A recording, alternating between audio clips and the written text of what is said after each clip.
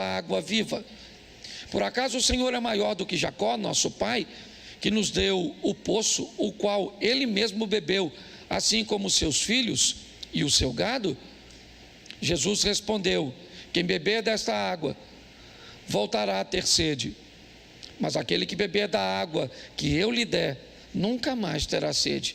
Pelo contrário, a água que eu lhe der será nele uma fonte a jorrar para a vida eterna. A mulher lhe disse: Senhor, quero que me dê essa água para que eu não mais tenha sede, nem precise vir aqui buscá-la. Jesus disse: vá, chame o seu marido e volte aqui. Ao que a mulher respondeu: não tenho marido. Então Jesus disse: você tem razão ao dizer que não tem marido, porque já teve 5 e esse que agora tem não é seu marido. O que você disse é verdade. A mulher então lhe disse: agora eu sei que o Senhor é um profeta. Nossos pais adoraram nesse monte, mas vocês dizem que em Jerusalém o lugar onde se deve adorar. Jesus respondeu: mulher, acredite no que eu digo. Vem a hora que nem neste monte nem em Jerusalém vocês adorarão o Pai. Vocês adoram o que não conhecem. Nós adoramos o que conhecemos, porque a salvação vem dos judeus. Mas vem a hora, e já chegou, em que os verdadeiros adoradores adorarão o Pai em espírito e em verdade, porque são esses que o Pai procura para seus adoradores. Feche os seus olhos. Senhor nosso Deus e Pai, em nome de Jesus, eis aqui a Tua palavra, continue falando conosco. Usa-me como um canal de bênção nesta hora, pelo poder do nome de Jesus. Você pode dizer amém? Amém. Bom, mais uma vez Jesus está numa de suas caminhadas, numa de suas diligências, e agora passando em território hostil. Um ambiente que não era frequentado pelos judeus. Um ambiente dos samaritanos, certo? Apesar de serem, ou de terem a raiz na mesma família, havia um litígio bem desconfortável entre os judeus e os samaritanos. E agora, Jesus veio para salvar a todos. Então a história aqui é pautada em salvação.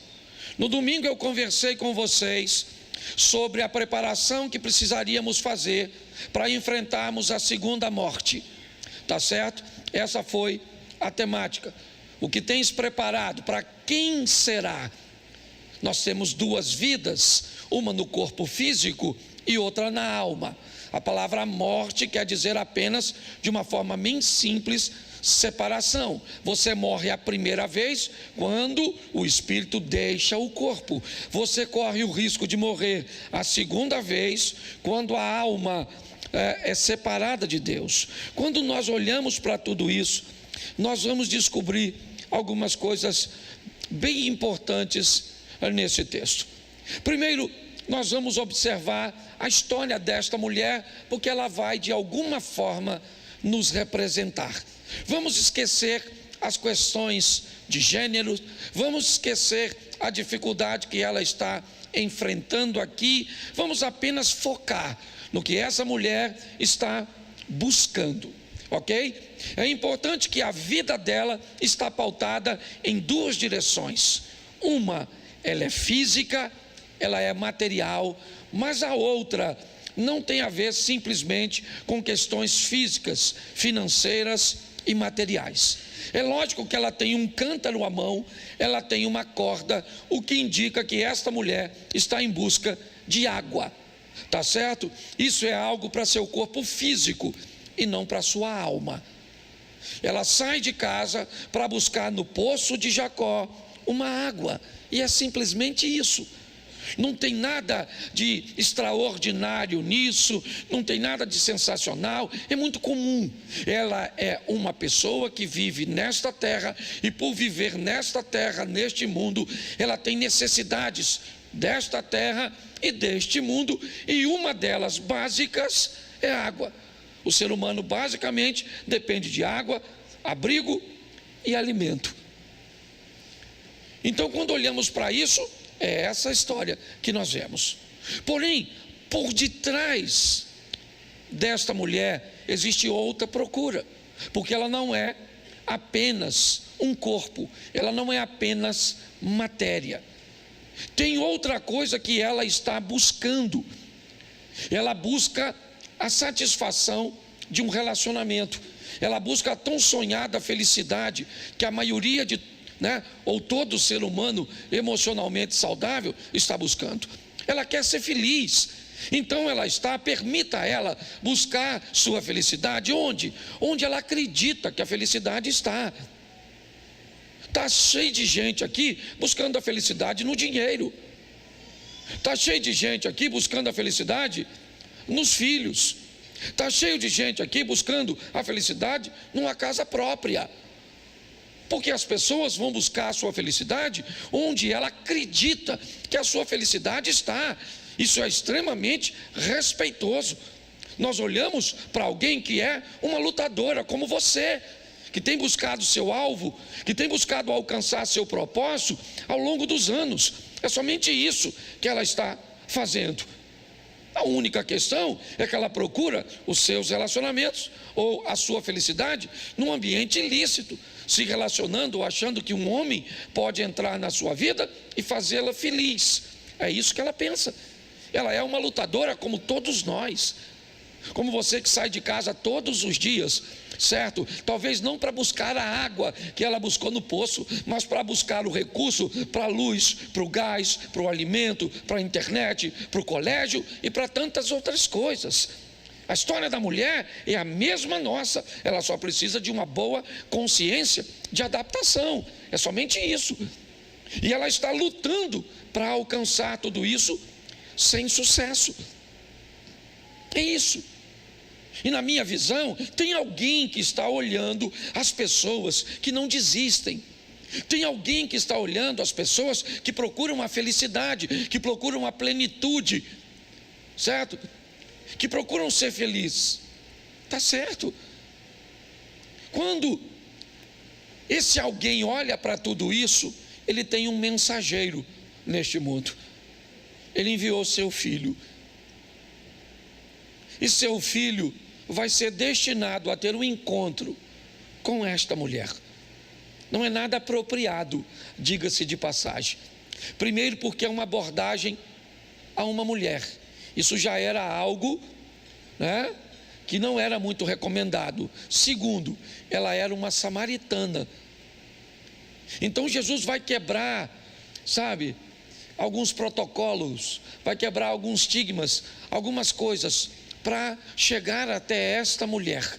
Por quê? Porque ela está procurando aquilo que ele pode oferecer. Ela está em busca do que ele tem para dar. A satisfação que ela busca nos relacionamentos e não encontra, ele pode oferecer a ela, e mais, ele pode dar a ela acesso à salvação. Preste atenção nesse encontro. Meio-dia, Jesus fica sozinho para encontrar a mulher. Seus 12 discípulos vão a Sicar, um pequeno lugarejo de Samaria, para comprar comida. Ele senta próximo do poço quando ela vem para tirar a água. É só isso que ela quer. É a água, tá certo? E essa outra parte da alma, de suas emoções, ela continua tentando resolver. Quando ela se aproxima do poço, Jesus a aborda, dando a ela uma vantagem extraordinária no diálogo. Jesus faz com que ela pense que ela está em vantagem. Quando Jesus diz que depende dela, ele põe ela em vantagem. Todas as vezes que você demonstra para outra pessoa que precisa dela, inevitavelmente essa pessoa se sente um pouco mais confortável. Então ele disse: você pode me dar de beber? E ela disse: como o Senhor, sendo judeu, me pede de beber a mim, que sou samaritana? Esse diálogo não deveria existir entre nós. E Jesus começa a conversar com ela. E disse: mulher, se tu conheceras o dom de Deus e soubesse quem é o que te diz, dá-me de beber, você é que me pediria e eu te daria da água viva. Ela disse: o poço é fundo, moço, o senhor não tem com que tirar. És tu maior que o nosso pai Jacó, que bebeu ele mesmo deste poço, como também o seu gado? E Jesus volta a falar para ela: mulher, aquele que beber desta água tornará a ter sede. Note que ele está o tempo inteiro buscando falar com ela. Eu não estou conversando com você sobre coisas terrenas. Eu não estou conversando com você sobre a água do poço. Eu não estou falando sobre o seu corpo. Eu estou falando sobre sua alma. Eu vim aqui para dar a você aquilo que você está procurando e não consegue achar em lugar nenhum. Você está tentando buscar na bebida? Tenta buscar no sexo livre, tenta buscar na comida, tenta buscar no dinheiro, nas compras, tente buscar nas viagens, tente buscar na formação acadêmica, tente buscar na gestação, tente buscar no casamento, tente buscar na igreja sem achar Cristo. Tente procurar o que vai fazer a sua alma plena em lugares errados, e você vai terminar como esta mulher, uma errante. Alguém que, apesar de fazer tantas coisas, de lutar, está batalhando, certo? Como alguém que esmurra o vento. Mas agora ela está diante de alguém, de um homem, é verdade. E pela primeira vez ela está diante de um homem que não quer seu corpo, um homem que não quer prazer com ela, um homem que quer dar a ela o que ninguém pode dar, o que ninguém pode oferecer. Mas é difícil para ela entender isso. Todos os homens que ela encontrou na vida sempre quiseram tirar dela alguma coisa. É lógico que ela se fecha. É lógico que ela não consegue entender. Apesar dele ser um estrangeiro, apesar dele ser um judeu, ele também é um homem. E ela já deve estar bem traumatizadinha, certo? Com a postura dos homens. Mas Jesus começa a explicar a ela o que ele quer lhe oferecer. Diz: aquele que beber desta água tornará a ter sede, porém aquele que beber da água que eu lhe der nunca mais terá sede, porque a água que eu lhe der vai fazer dentro dele um manancial que vai jorrar. Ele está dizendo para ela: querida, sua dependência, ela acabou. Se eu entro na sua vida, eu sou o suficiente para te fazer feliz. Eu sou o suficiente para dar a você o que ninguém. Não interessa o que te fizeram no passado, não interessa o quanto te feriram, o quanto te decepcionaram, o quanto te molestaram, o quanto te magoaram, o quanto te traíram, o quanto te humilharam, não interessa. Não existe ninguém que pode mudar o passado, mas existe alguém que pode mudar o futuro. E esse alguém é Cristo, numa parceria com você, porque se você não quiser, ele também não pode mudar. Então ele está mostrando isso para ela, mas é difícil. Onde o senhor tem desta água? Me dê um pouco aqui, certo? Note que a dona não consegue entender nada. Está Jesus falando de um mundo espiritual, emocional, e a mulher quer saber da água. Cadê a água? Cadê o cântaro? O senhor não tem corda, o senhor não tem isso, o senhor não tem aquilo. E eu gosto como ele aborda, porque ele foi altamente discreto, certo? Mas quando ele viu que não funcionava, ele queria salvar de qualquer jeito. Diz que quem não vai pelo amor, vai pela... E não vai com honra, vai com desonra. Ele falou: dona, vamos fazer o seguinte, vou perder a senhora não, vai lá chamar seu marido. E ela pensou: vamos voltar para a água. Eu acho que estava mais, né? Vai lá e chama o seu marido. Ela falou: aí moço, posso falar a verdade para o senhor? Eu sou o quê? Solteira. Estou na pista. É isso aí, moço. Eu não tenho marido. Jesus falou: não tem não. Certo? Bom, a senhora não tem porque a senhora já teve 5. Eu imagino a face. Pensa, você encontra com um estranho, certo? Certo? Ele é um homem potencial, mesmo sendo estrangeiro, certo? Com mais trauma, a dona ainda não achou o homem da vida dela, está até dividindo com outra. Está no texto, não sou eu que estou falando não, tá certo? Aí Jesus, a senhora não tem, deixa eu explicar para a senhora, dona. A senhora já teve, note que Jesus invade o passado dela, a senhora já teve 5 homens, até aí está tudo bem. Quantas mulheres solteiras já não teve 5, 7, 10 homens? Namorado, namorido e todas essas coisas. Ninguém falou nada, a mulher ficou tudo quietinha, certo? Mas é uma grande verdade. Até aí tem alguma coisa de errado? Ela já teve, né? Ela não é casada e já teve alguns homens possíveis maridos que não deram certo. Tem alguma coisa de errado com o passado dela?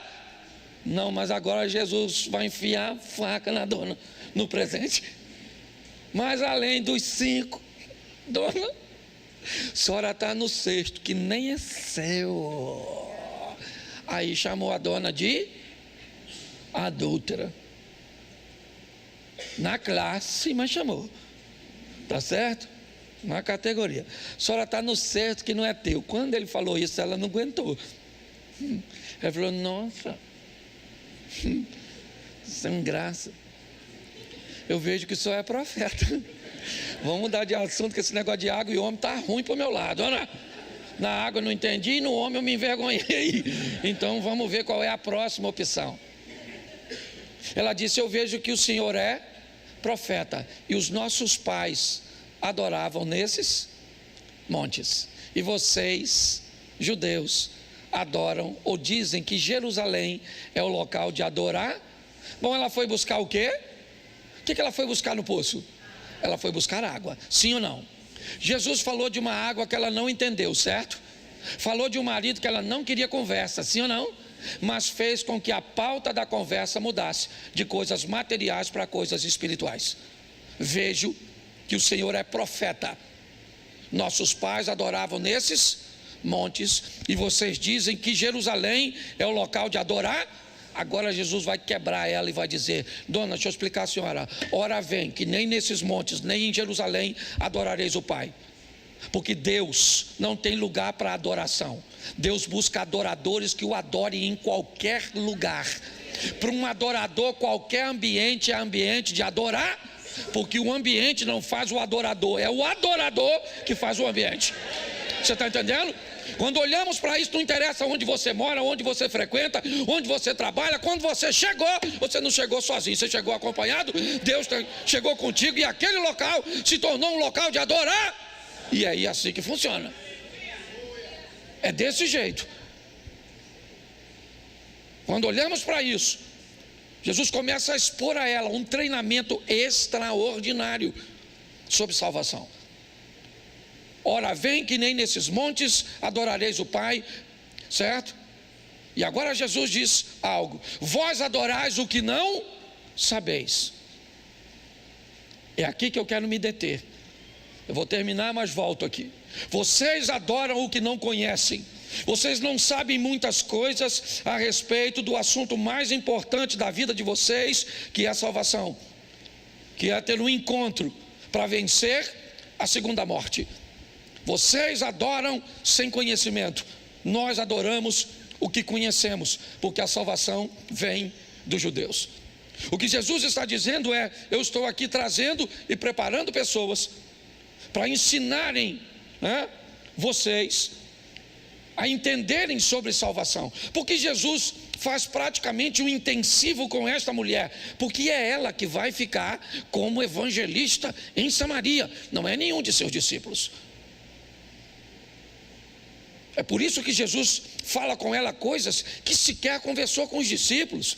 Uma conversa dessa, ora vem, que nem nesses montes, nem em Jerusalém, adorareis o Pai. Talvez se essa frase fosse dita a Pedro, ele não teria reclamado de ter que ir conversar com Cornélio. Com Ananias, ele não teria restrições para ir até Paulo. Certo? Essa é a grande verdade. Mas Jesus está falando com ela de conhecimento. Hoje nós temos que lidar como pastores com pessoas que passam dezenas, talvez centenas de horas por semana, escutando todo mundo, ouvindo todo mundo, é todo tipo de teologia, entendeu? É um apagão que vai vir, e estão cortando o cabo no ar, que todo mundo vai ficar. O pessoal chega na igreja, tudo. Que hora corta o cabo? Que hora?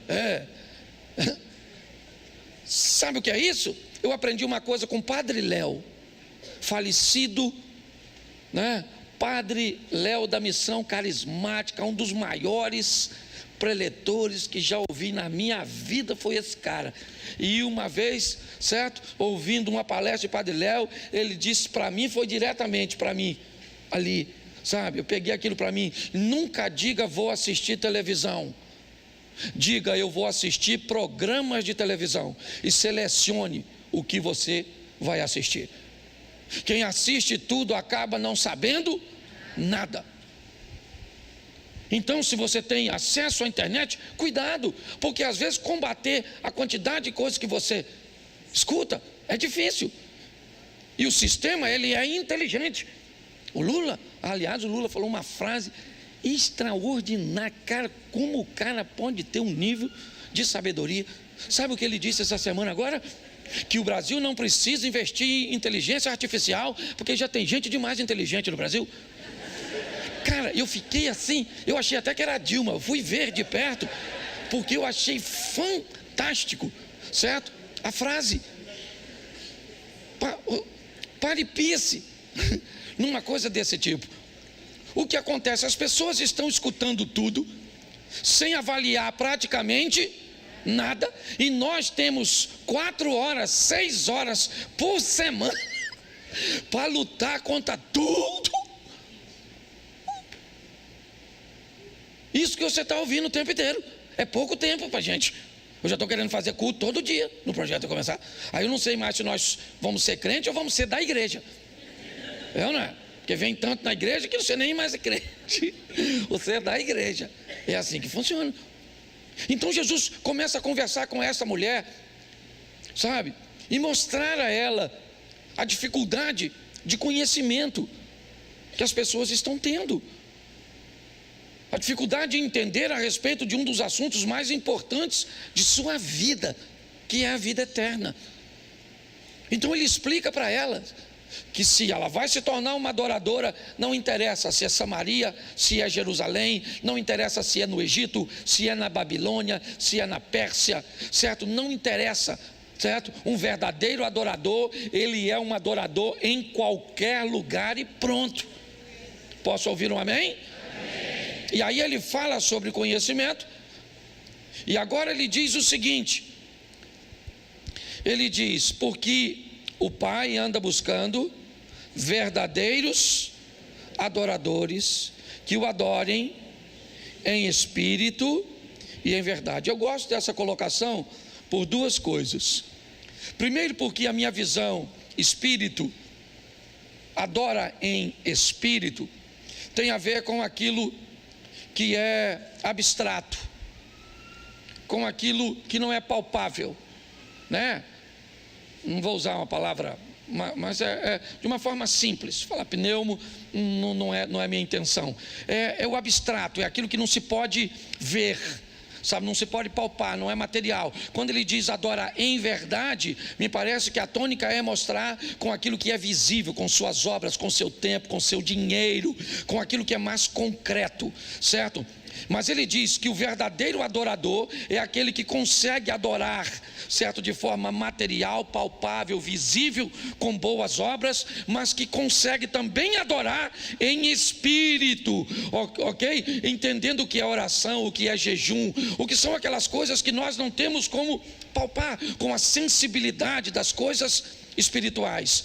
Me parece que é isso que ele está querendo dizer. Só que ele me dá uma informação tão preciosa nesse texto, que ele diz que aquele que adora a Deus em espírito e em verdade, ele é alguém que Deus está procurando. E aí eu vou te dar uma dica que para mim, certo, tem funcionado. Não é um único modelo, diga-se de passagem, mas eu aprendi, certo, talvez a lidar com ele para poder divulgá-lo. Você pode buscar a Deus: buscar-me-eis e me encontrareis, quando me buscardes de todo o vosso. Isso não é bíblico? Então existe um modelo de se relacionar com Deus. Que modelo é esse? O modelo da busca, da procura. Me procure nas madrugadas, certo? Nós temos ênfase a isso, mas eu quero te oferecer um outro modelo que também é muito bom e eficaz. Viva de tal forma que você se torne alguém que Deus está buscando. Se não está funcionando para você: pastor, eu estou procurando a Deus e não estou encontrando. Então pare de procurar a Deus e se torne alguém que Deus está procurando. Que se você não o achou, Ele vai achar você, pode ter certeza. Certo? Se você teve dificuldade de encontrá-lo com esse modelo, talvez é simplesmente porque ele não é o seu. Entendeu? Talvez por isso você não achou. Pastor, mas eu procuro a Deus, eu me dedico, eu procuro e não sinto, eu não vejo. Então pare de procurar a Deus e descubra quem é que Deus está procurando e torne-se alguém que Deus está procurando. Isso tudo ele está transmitindo a uma samaritana. É isso. E ela vai entender perfeitamente. Quando Jesus termina de explicar isso, não é Samaria nem Jerusalém. Olha só, vocês adoram o que não conhecem. No final ela diz: mas nós estamos esperando o Messias. E aí Jesus diz para ela: eu sou o Messias, eu que estou falando contigo. Ela já sabe. Depois que ela já sabe quem é o Messias, já sabe que um adorador não tem lugar para adorar, e já sabe que Deus está buscando adoradores que o adorem em espírito e em verdade, sabe o que ela fez com o cântaro d'água? O que ela fez? Largou na beira do poço e foi embora. Duas coisas essa mulher me indica. Primeiro, ela achou algo que não estava procurando: a água que Jesus Cristo oferecia. Segunda coisa que ela me diz: me espera que eu estou voltando. Prova disso é que eu deixei meu cântaro aqui. Certo? É isso. Eu imagino os discípulos chegaram. Talvez ela também deixou o cântaro. Por quê? Porque talvez os discípulos também não tivessem recipiente para tirar a água. Jesus não tinha, ela mesmo falou. Também pode ter sido, né? E ela vai. Quando ela está indo, quem é que está vindo? Os 12 evangelistas. 12. Entendeu? Estão vindo. O que eles estão trazendo? Comidinha. Eles foram a Sicar, sim ou não? Foram a Samaria. Eles falaram que Jesus Cristo salva lá? Sim ou não? Não, já falei isso aqui. Mas a mulher foi lá e falou para os caras assim. Chegou lá no meio dos homens, imagino eu. Falou: aí, rapaziada, eu vim lá do poço agora, deixei até meu cântaro que eu vou voltar lá, mas eu acho que eu achei o Messias. Aí eu imagino a cara dos camaradas. Ô dona, com a vida que a senhora tem, a última pessoa que aparecer para a senhora era o Messias, tá? Ele não vai aparecer com gente da sua estirpe. A senhora não merece, porque tem gente que gosta de falar isso de nós. Tá? Porque você matava, você roubava, você se prostituía, você não era legal, você era isso, você era aquilo. Como é que Jesus te aceitou? Menino, vá para o inferno que Jesus me aceitou, e vá você e dá lembrança para o Satanás e me deixa quieto.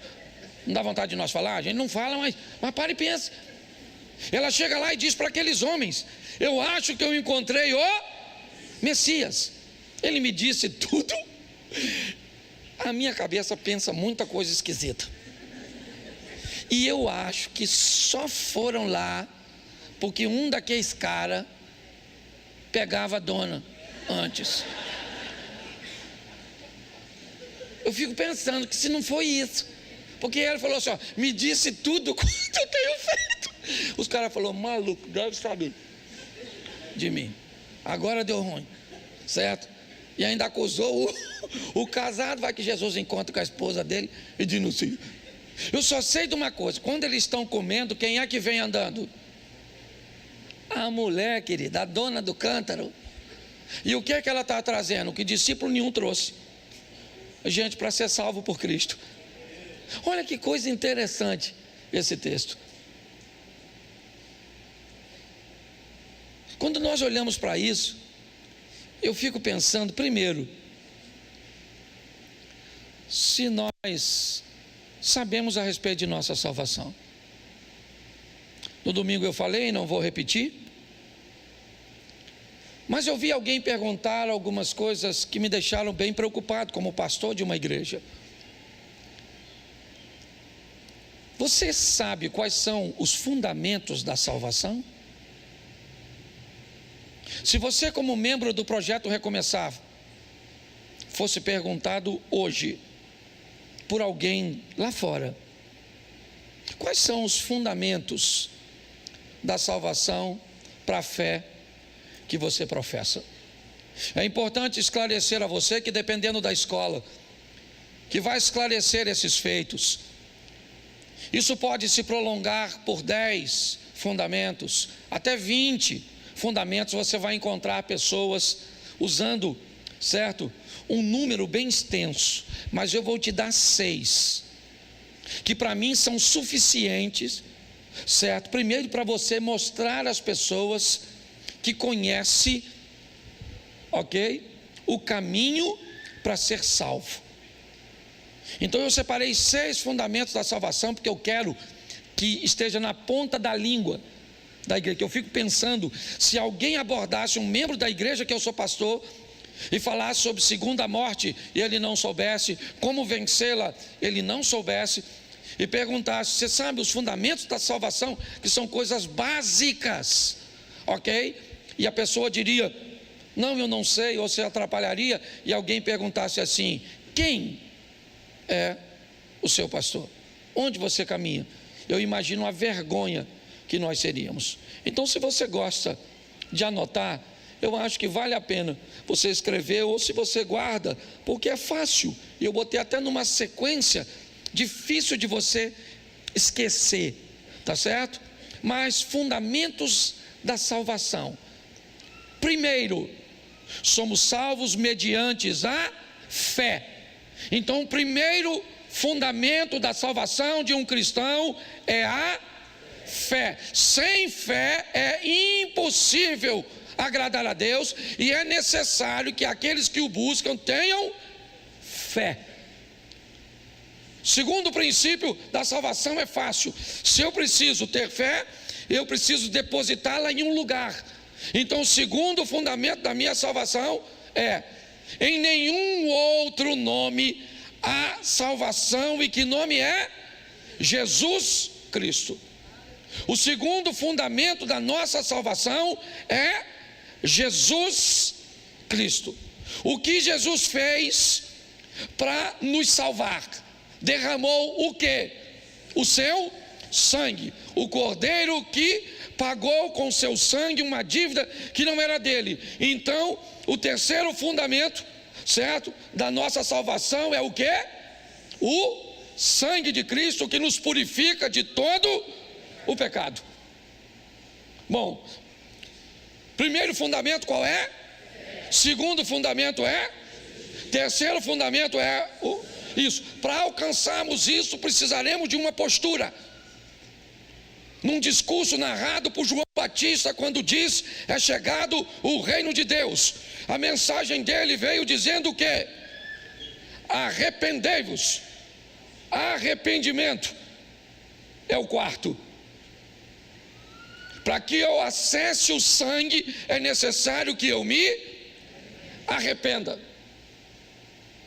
Com o arrependimento eu vou alcançar aquilo que só o sangue de Cristo pode nos dar referente ao pecado. O que é? O perdão. O quinto fundamento é o perdão. Eu tenho fé em Cristo que derramou seu sangue, porque eu me arrependi, e por me arrepender eu fui perdoado. Sexto e último para nós aqui, se quiser estudar depois, fique à vontade para ampliar. Mas agora que eu fui perdoado, com o perdão eu me tornei justo. Justificação. Eu fui justificado. Quando Cristo me oferece o perdão, Ele me justifica, e não há mais nenhuma condenação para aqueles que estão em Cristo Jesus. Porque fui perdoado, justificado, certo? Com o meu arrependimento, fui alcançado por seu sangue, o sangue do Cordeiro Imaculado de Deus, que me deu a fé que eu preciso para viver tudo isso. Isso Jesus está expondo a esta mulher. Porque preste atenção, quanto mais